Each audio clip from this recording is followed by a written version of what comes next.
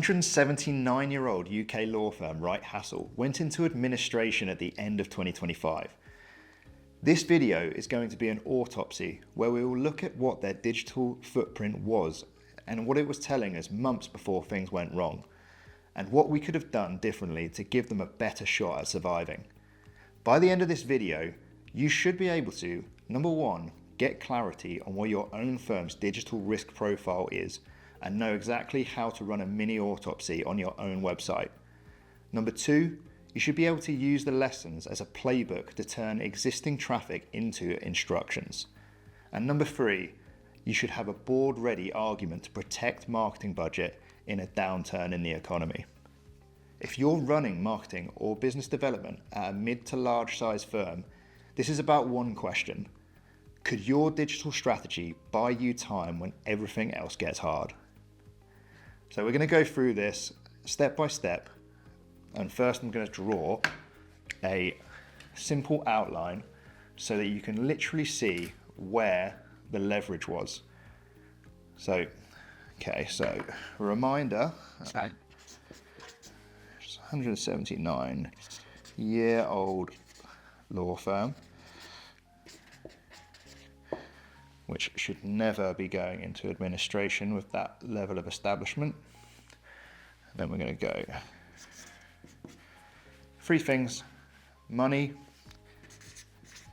people, and their web assets.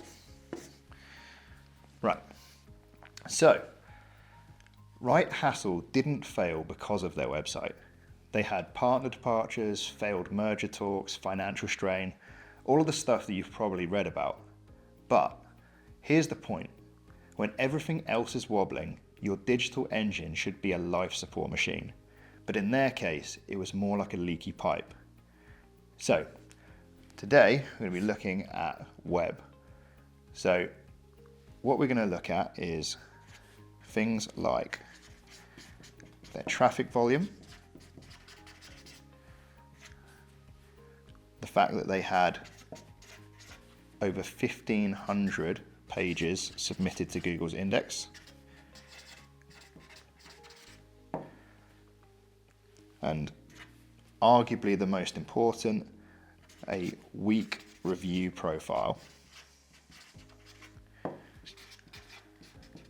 We're going to go through each of these in step by step.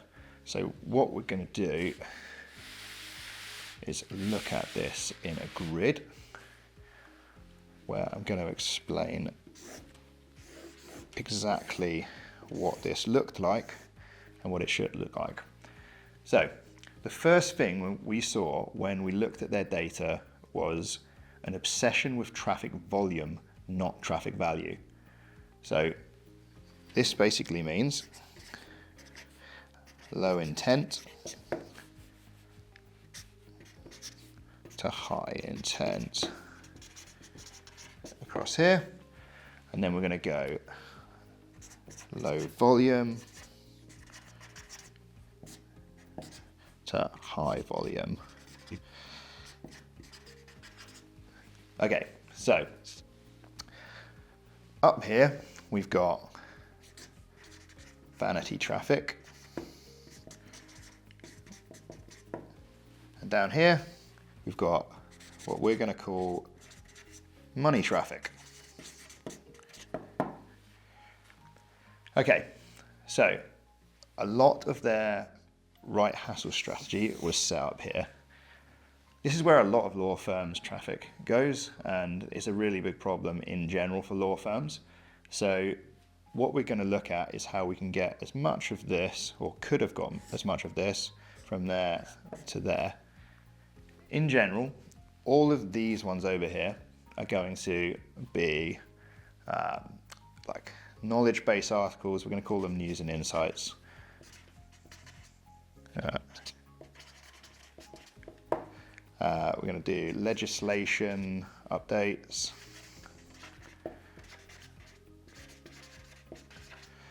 I think if you work in a law firm, you know that all of these are a constant stream of content that comes into the website, because lots of solicitors want to put their mark on the website, they want to demonstrate authority.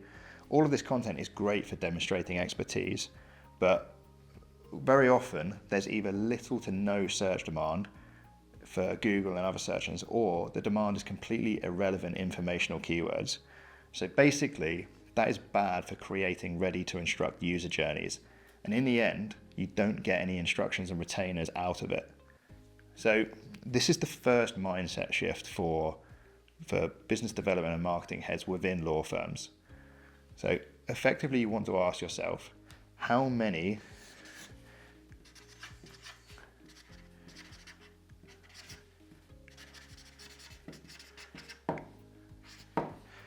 matters actually come from the traffic? So we need to stop asking how many visits is there, and we need to start asking how many visits become instructions. It's absolutely incredible to me how many law firms don't have sufficient tracking in place to answer these questions with clarity. So, right, let's look at this in a little bit more detail. We're going to talk about all of the irrelevant content that's allowed to be indexed in Google, which it shouldn't be. So this was the 1,500 plus index pages that Wright Hassall had on their website.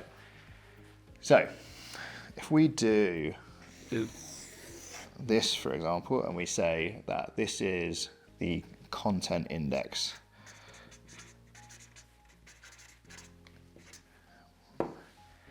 we're going to have a small bit over here, which is going to be traffic and inquiries. The good stuff that we want is in here. And then we're going to call this bit over here zombie pages. The Walking Dead. So there are over 1,500 pieces of content, all indexable, every single one, which is the same pattern that we see across mid to large sized firms. There's no awareness of the index management or its importance in SEO and getting traffic onto the website that converts. So these long tail zombie content pieces, they get no impressions. So practice area pages that could perform, but they're buried. And then an internal linking structure that doesn't connect commercial keyword targets to reality. So these are effectively going nowhere. Little nose in there. So what we're saying here is that we want high traffic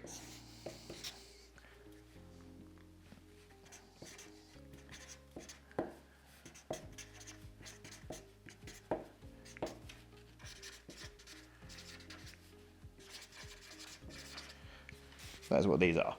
So here is what, in my opinion, they should have done, which we could have done if we'd been working on this. So we're going to go, I'm going to say the first thing we were going to do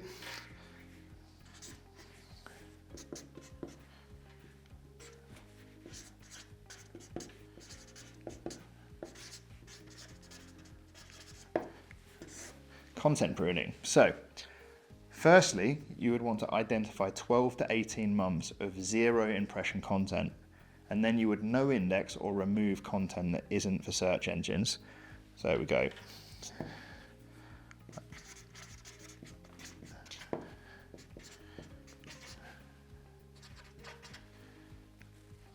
Okay.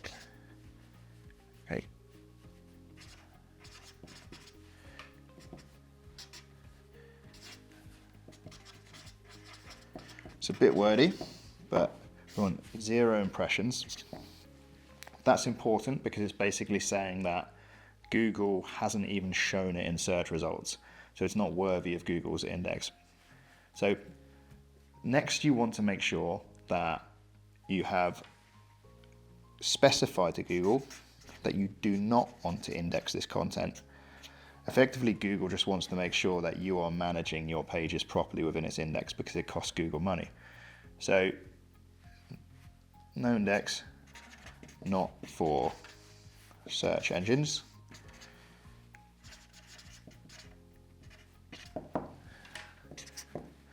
Number 3,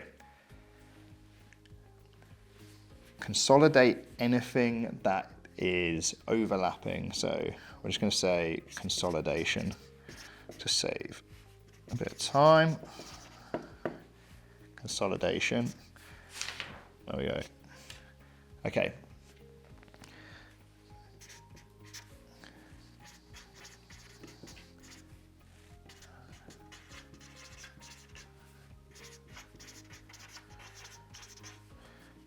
Create stronger evergreen content.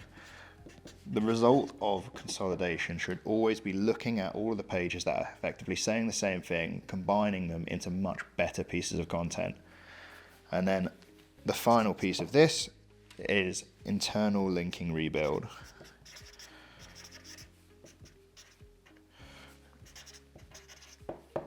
So this going back to what we had over here on money pages, comes down to how good your internal linking is on your website. So your internal linking structure should be going from all of the high volume, low intent pages to those money pages. So every meaningful content piece must link to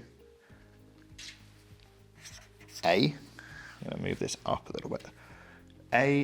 The relevant department page, and this is at the very least. There's a lot of nuance and complexity around internal link strategy, and we'll probably do another video about that specifically because there's a big topic, but for now, we're just going to go surface level on this. And B, running out of page, a clear action guide, checklist, inquiry form. So we're just going to say a clear end goal.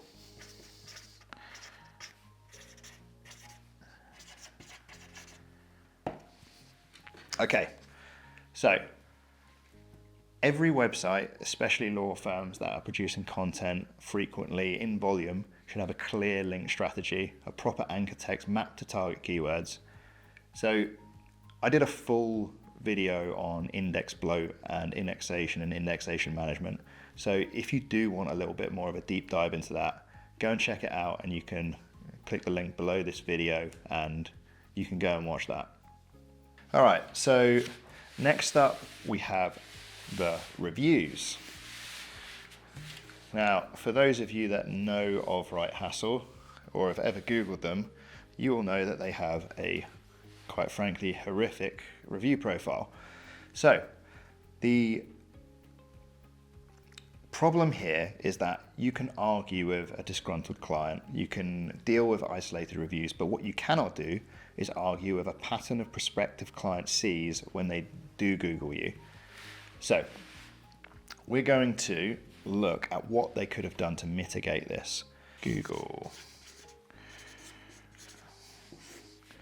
I got low overall rating.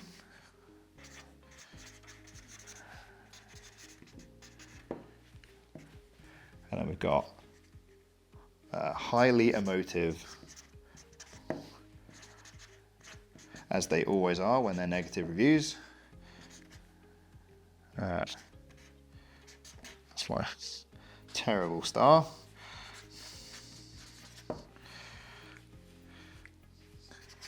And terrible spelling. Okay, so the firm had effectively given up on controlling these. So we're going to say not actively controlling.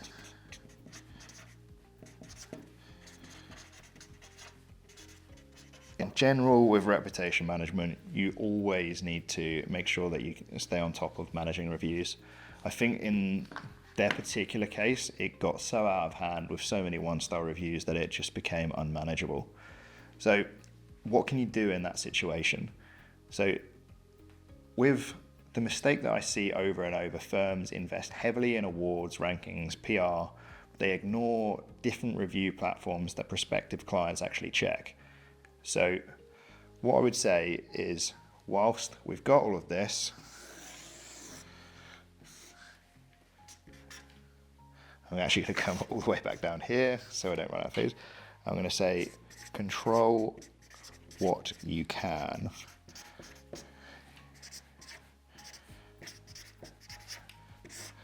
Okay, so you're probably thinking, well, if that's the case, then how can I control that when third-party systems are doing the reviews? That's not within your control. Yes, but what you can do is a couple of things. So, third-party reviews exist in the same way that your website does. So what can we? So we go, number one, you've got your own reviews page. The great thing about when somebody searches your law firm name plus reviews is that your website is likely to be returned first as the result for your brand name. So what that would do is, on this page, for example, you might explain how you gather feedback, you might link to key platforms that you want clients to use. But the problem there is you can also have good reviews on that page that influence the narrative. The other side of it is that you also push down the negativity from third-party reviews further in search results. So creating your own reviews page is step one in this process. It's an easy thing to do, it's greatly within your control, and it doesn't take a lot of time. So number two, and this is the most important one, especially in Wright Hassall's perspective, is attack the greatest point of leverage. And I'm going to give you some real maths to their specific scenario here.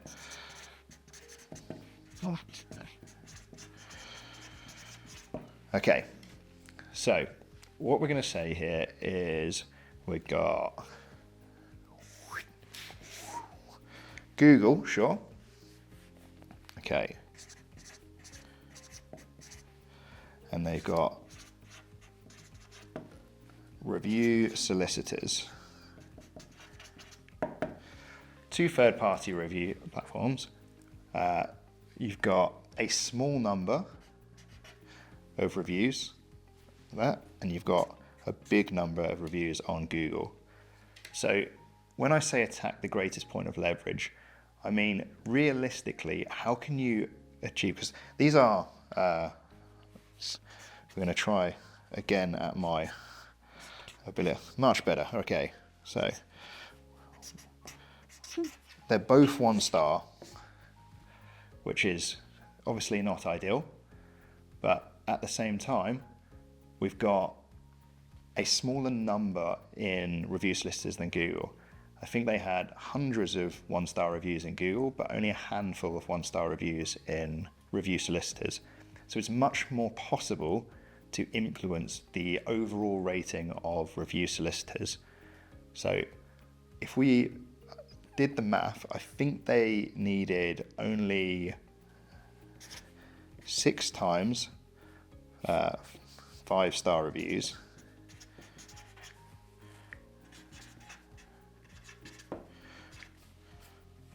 And that would get them a, okay, we're going star heavy now, a 4-star overall rating. To get the same 4-star overall rating on Google, they would have needed 84 times 5-star reviews.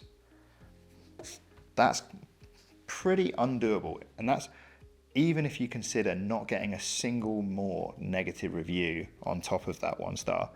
So what can you actually do about that? In all honesty, you probably have to just accept that Google is not going to be a short-term play. You have to accept that that 1-star review or that overall rating is going to remain. So you'd put all of your energy into this. Review solicitors will become the main strategy. 6 5-star reviews is going to be something that's pretty easy for most firms to get. So it's just a case of building that proper review cadence. So how would you do that? Building a rhythm. So you would do a 3-step process. All right, we'll do step 1.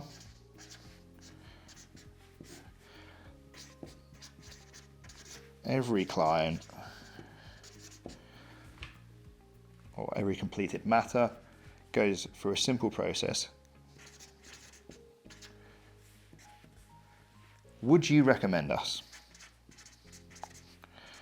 Now, if you are a firm that struggles with reputation management, you're probably going to get a lot of negativity from this question, but this is where it gets good, where you start to control the narrative. You will get feedback from whether that client is happy or not. So that's great. You then have a filter to move on to step 2. Only for the happy clients, you then guide them to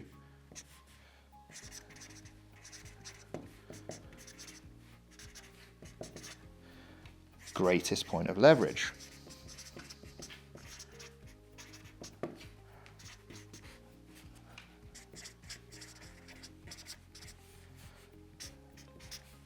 Which would be, in this case,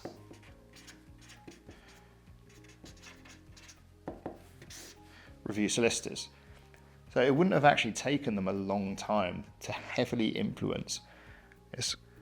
I think I said this was a 3-step process. It's actually only a 2-step process, so happy days.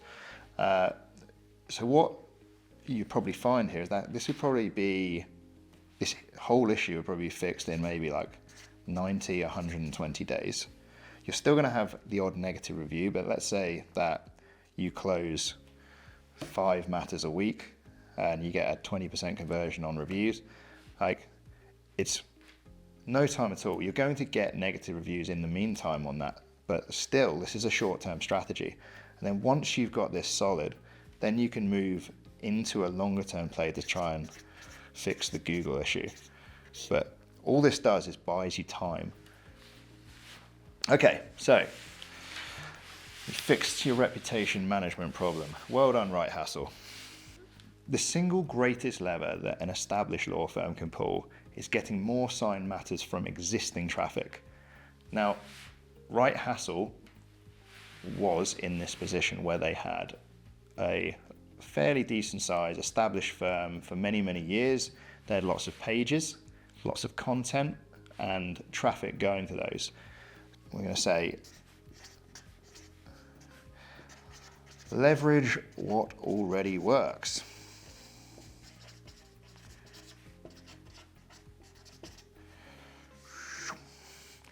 Okay, so I'm going to give 2 pages that existed on the Wright Hassall website. So they had, and these pages, I think we verified it with SEMrush at the time, that they had a good ranking as a high volume keyword, and they were getting a good amount of traffic to those pages. So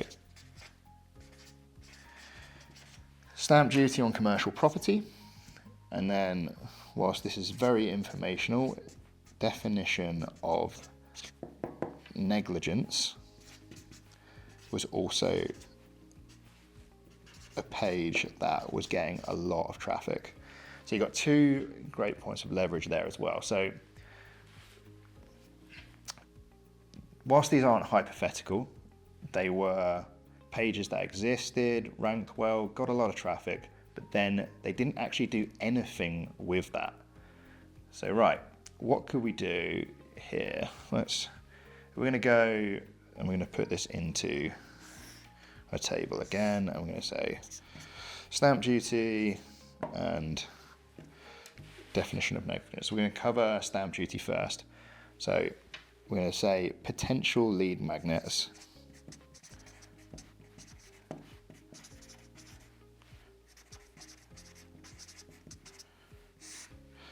Okay, so for something like stamp duty, you can do pieces of content that are upgraded content along the lines of getting expert guides to saving money on commercial property purchases, 5 simple steps to avoid costly delays when buying commercial property, anything like that. So we say, I'm not going to write all of those out, it'll take forever. So we're just going to say, get expert guide.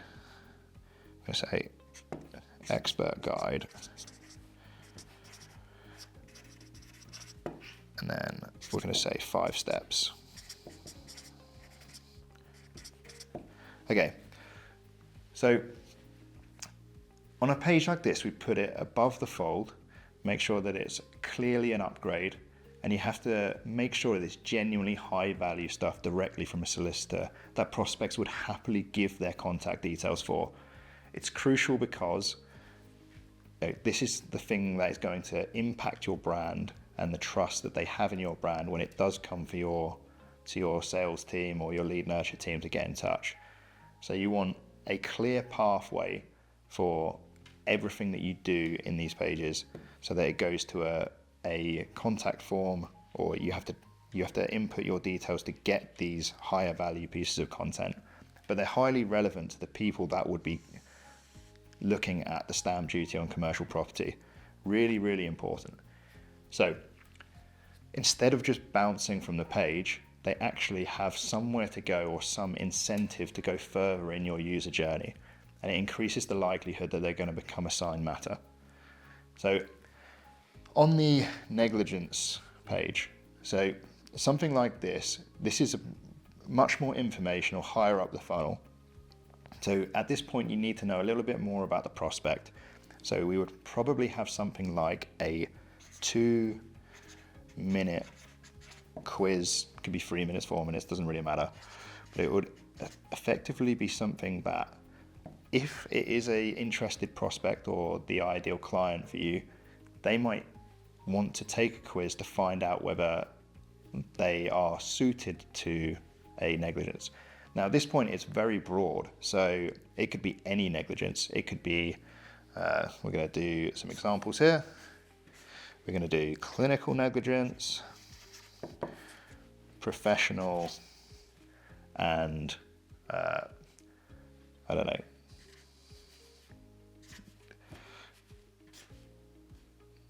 no claim or other, we'll put in there. So 2-minute quiz will go to, it will filter out with questions, it will put them in a different department, or it will send them somewhere that says, you probably don't have a claim, here's something of value that keeps brand trust high. So all of these would go, providing you get to the right thing, it would go from there to contact, from there to contact, and then more info. So it's a simple decision tree to point them in the right direction. So with context already captured, that's traffic value, not just traffic volume. So all you're looking to do is just get their contact details. That's what we say when we're saying leveraging what already works, because all of this traffic is already coming into the website, but you're just not capturing contact details. So you're just letting signed matters walk out the door.